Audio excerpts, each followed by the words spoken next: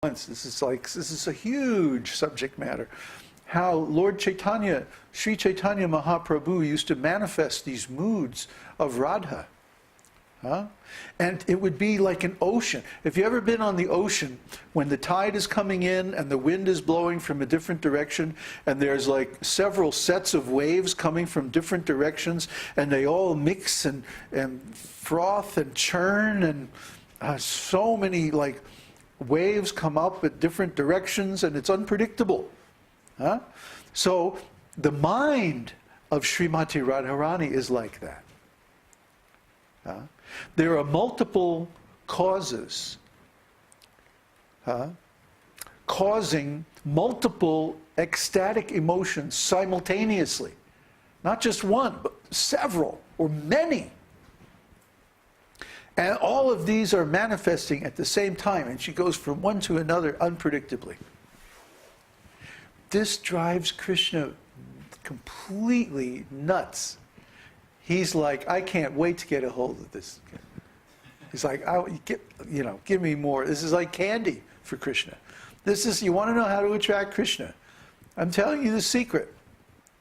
You have to attain this state of bhava where there are like multiple ecstatic moods happening simultaneously. Confirmed?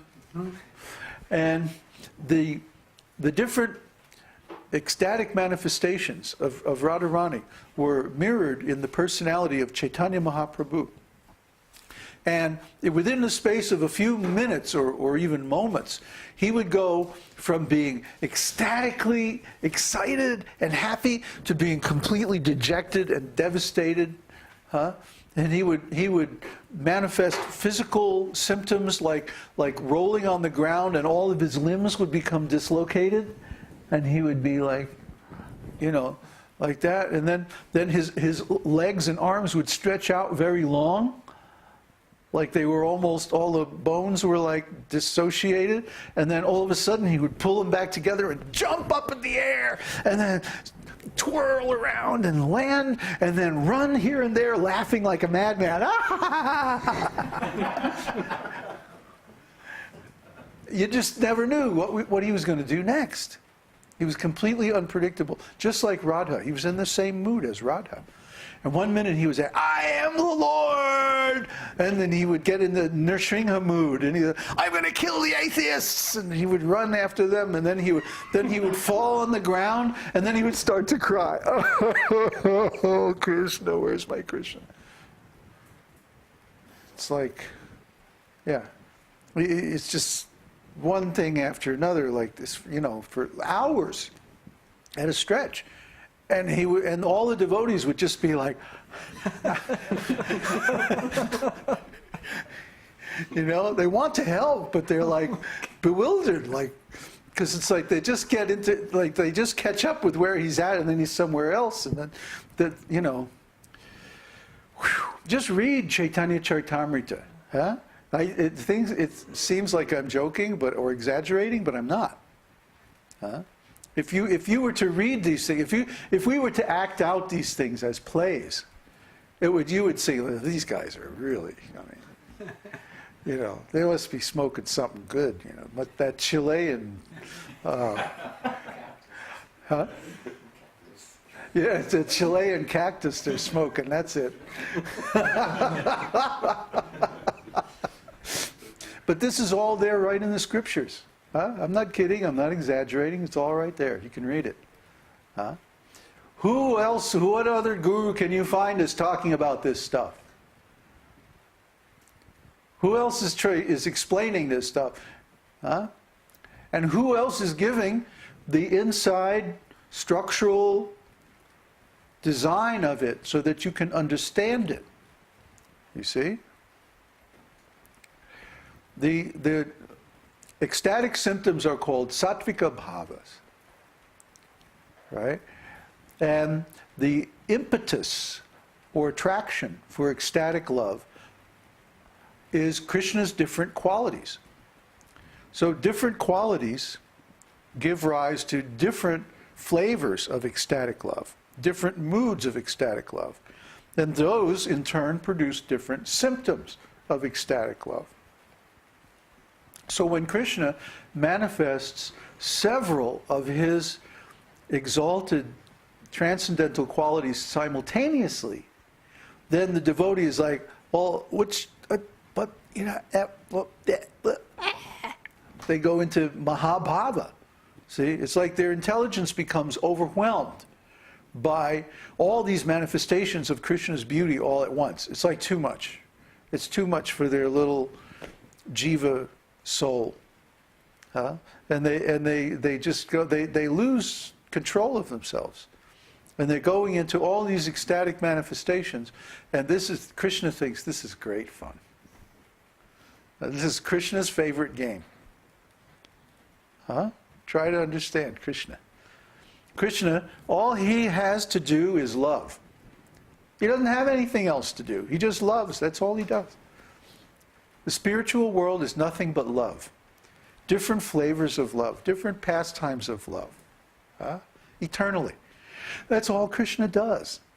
He engages in pastimes of love with his devotees. See? So this is what you should want. This is what you should desire. This is what you should work towards. This is what you should ask for. This is what you should develop by your practice of devotional service, this Mahabhava. Because this will attract Krishna. It's a kind of madness. You have to go beyond the mind. You have to go beyond your ability to control the situation. This is very, very attractive to Krishna. Krishna finds it irresistible. We have to become servants of Radharani. What does it mean to be servant of Radharani? Does it mean you put on some mascara and eyeliner and a sari and no? Duh. That's what the Sahajiyas do. But what the real Rupanugas do is that they put on Radha's moods. They put on Radha's level of intensity of devotional service. You see? And that is what attracts Krishna. We can go so deep into this ocean of devotion. This nectar of devotion, the real name is Bhakti Rasa Amrita Sindhu. Sindhu means ocean. It's an ocean of bhakti. Bhakti means devotional service, spiritual love. And rasa means the particular flavor, the particular enjoyable essence of that love. And amrita means immortal or nectar. So the ocean of the immortal nectar of the flavors of devotional service, this is what we're studying. Nectar of devotion. Prabhupada simplified it a little bit for Western taste. But the real meaning, Bhakti Rasamrita Sindhu, is it's an ocean. It's an ocean with vast waves and winds and storms and currents and big fish and, sharks, whales. Try to understand. So the whales in the ocean of devotion are the great souls who can navigate this wonderful, unlimited ocean of ecstatic waves, waves upon waves of ecstasy. Sometimes multiple waves coming at once, and all unpredictable and like totally mad. Try to understand. This is not ordinary knowledge. This is not ordinary spiritual teaching. It's not even ordinary Krishna consciousness teaching. This is like way beyond any of that stuff. That's why we consider it so attractive. We consider this like the pinnacle, the ultimate, the highest. You can't find any science that's greater than this. You can't find any knowledge that's better than this. And if you want something less from devotional service, well, you can get that. That's all right. Take it and go. Leave us alone.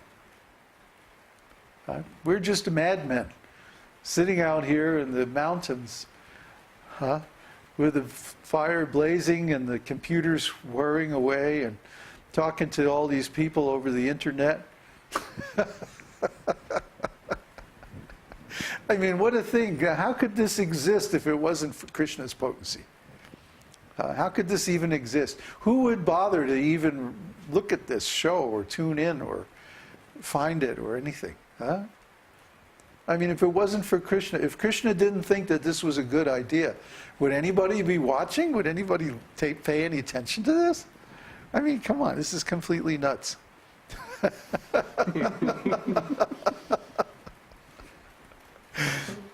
So what we're doing is, we're simply